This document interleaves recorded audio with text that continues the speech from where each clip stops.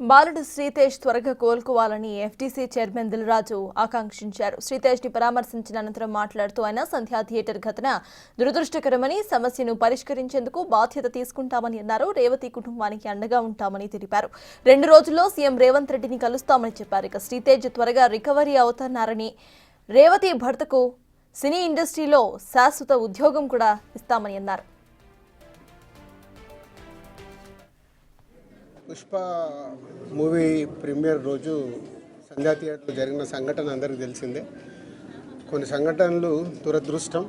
అలా ఆ రోజు జరిగిన సంఘటనలో భాస్కర్ వైఫ్ రేవతి గారు చనిపోవడం, శ్రీతేజ్ హాస్పిటలైజ్ అవ్వడం, సో ఇవన్నీ మనకు తెలిసిందే.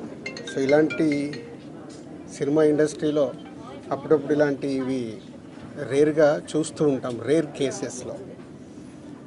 పోతే ఈ మధ్య నన్ను సీఎం గారు ఎఫ్డీసీ చైర్మన్గా నియమించినప్పుడు సో ఇండస్ట్రీకి అండ్ ఇటు ప్రభుత్వానికి మధ్యలో బ్రిడ్జ్ లాగా ఉండటానికి నాకు ఇండస్ట్రీలో ఉన్న ఒక ఇంపార్టెంట్ పర్సన్గా, అలాగే ప్రభుత్వం నుంచి కూడా ఎఫ్డీసీ చైర్మన్ ఇంపార్టెంట్ పర్సన్గా బ్రిడ్జ్ లాగా ఉండాలని నియమించారు.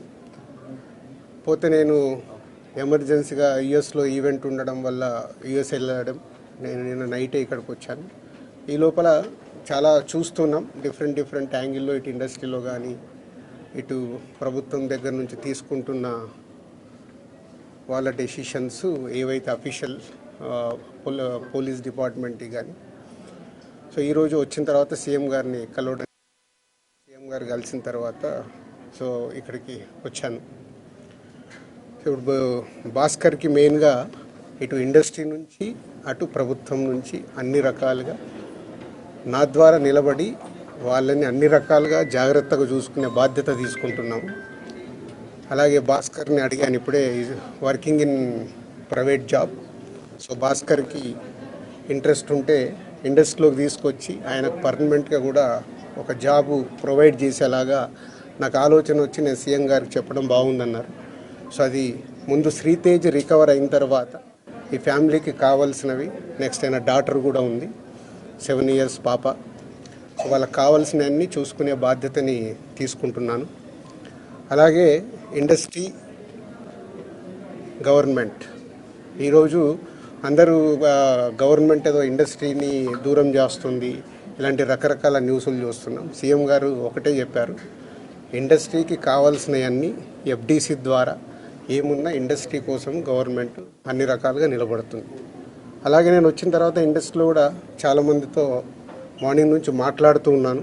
సో సీఎం గారు అపాయింట్మెంటు రేపు కానీ ఎల్లుండి కానీ ఇస్తానన్నారు.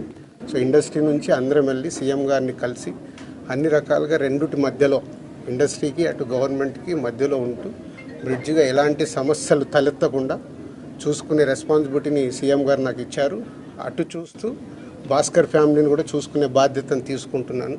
సో భగవంతుడి దయ వల్ల శ్రీతేజ్ తొందరగా రికవర్ అయ్యి మామూలు మనిషి అవుతాడని ఆశిస్తూ సెలవు తీసుకుంటాను. ఎట్లా ఉన్నారు శ్రీతేజ్ ఆరోగ్యం? ఎట్లా ఉంది? చాలా ఇంప్రూవ్మెంట్ ఉందని ఇప్పుడే డాక్టర్ చెప్పారు. 2 days అయిందంట వెంటిలేటర్ తీసిన తర్వాత రికవర్ అవుతున్నాడు.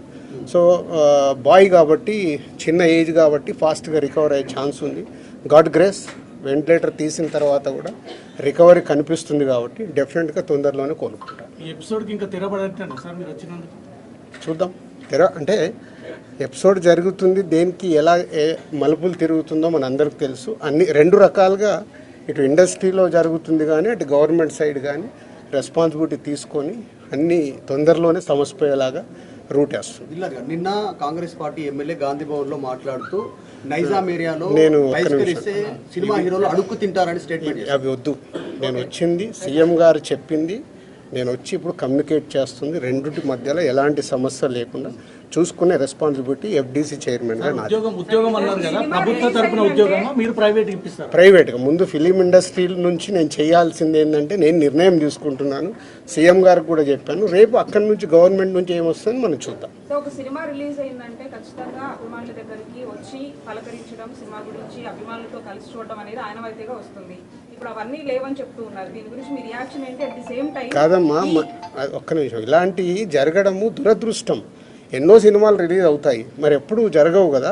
అప్పుడప్పుడు ఎవరు కావాలని చెయ్యరు, సిచ్యువేషన్ వల్ల జరిగిన ఇన్సిడెంట్ ఇది. ఎవరైనా కావాలని చేస్తారా? ఇప్పుడు వాళ్ళు కూడా ఆనందంగా కుటుంబంతో అక్కడ చూద్దామని వచ్చారు, దిల్సుఖ్ నగర్ నుంచి సంధ్యా థియేటర్కి వచ్చారు అంటే వాళ్ళకు ఒక ఆనందం పొందటానికే వస్తారు. దురదృష్టం ఇలాంటి సంఘటన జరగడం. ఇలాంటి సంఘటన చెయ్యాలని ఎవరు చేయరు, జరిగింది కాబట్టి దీనికి అన్ని రకాలుగా చూసుకొని చేయాల్సిన బాధ్యత పౌరులుగా మా పైన ఉంది, అలాగే మీడియా పైన కూడా ఉంది. మనందరికీ రెస్పాన్సిబిలిటీ ఉంది. దీన్ని మనము మీ సైడ్ నుంచి కూడా రెస్పాన్సిబిలిటీ ఏంటి, కరెక్ట్గా చూపించిందే 10 సార్లు చూపించి 10 సార్లు వేసి జనాలకు కాకుండా జాగ్రత్త. ఇప్పుడు నేను మాట్లాడాను, దీంట్లో ఉన్న మంచిది జనాల దగ్గరకు తీసుకెళ్లి సొసైటీకి ఉపయోగపడేలాగా చేయాలి. ఇప్పుడు మీరు చెప్పిన ప్రభుత్వానికి ఇండస్ట్రీకి మధ్య బ్రిడ్జ్ లాగా మీరు పనిచేయబోతున్నారని సీఎం చెప్పిన మాటలకి అల్లు అర్జున్ కౌంటర్గా ప్రెస్ మీట్ పెట్టి అవన్నీ కమెంట్స్ చేసినారు, మీరు చూసే ఉంటారు. అట్లా కాదు, ఫాల్స్గా చెప్తున్నారు అని దాన్ని మీ అబ్జర్వేషన్. నేను అదే కదా రాత్రి వచ్చాను, వచ్చి ఇప్పుడు సీఎం గారిని కలిశాను. సీఎం గారు చెప్పాల్సింది మీకు చెప్పాను. తర్వాత అల్లు అర్జున్ కూడా కలుస్తాను, ఇండస్ట్రీలో ఇంపార్టెంట్ పర్సన్గా. కలిసిన తర్వాత అది కూడా చెప్పి సమన్వయం చేస్తాను. అదే నా డ్యూటీ. నేను మాట్లాడతాను, నేను కలిసిన తర్వాత మాట్లాడతాను. మీకు అదే మళ్ళీ నన్ను కూడా కాంట్రవర్షియల్ క్వశ్చన్ వేసి తీసుకురావద్దు. నేను ఇంకా కలవలేదు, కలిసిన తర్వాత మాట్లాడతాను. ఇప్పుడు సీఎం గారు పాయింట్ ఆఫ్ వ్యూలో మొత్తం విన్నాను, అన్ని చెప్పాను. ఆయన పాయింట్ ఆఫ్ వ్యూలో విన్న తర్వాత నెక్స్ట్ ప్రెస్ మీట్లో మాట్లాడతాను. నాకు ముందు కావాల్సింది ఏంటంటే మనందరికీ కావాల్సింది ఏంటి, సీఎం గవర్నమెంట్దా లేక అల్లు అర్జున్దా కాదు, ఈయనకి ఏం సపోర్ట్ చేస్తున్నాం, ఈయన ఫ్యామిలీని ఎలా కాపాడుతున్నాం అనేది మన అందరి రెస్పాన్సిబిలిటీ. దాని మీద ఫోకస్ చేద్దాం. ఈ ఎస్ ఫైనాన్షియల్గా అన్ని రకాలుగా భాస్కర్కి నిలబడబోతున్నాం. అది నేను లీడ్ చేస్తున్నాను, నేనే పక్క నుండి నేను అన్ని చేయిస్తాను. అది చెప్పడానికే సీఎం గారు చెప్పమన్నారు.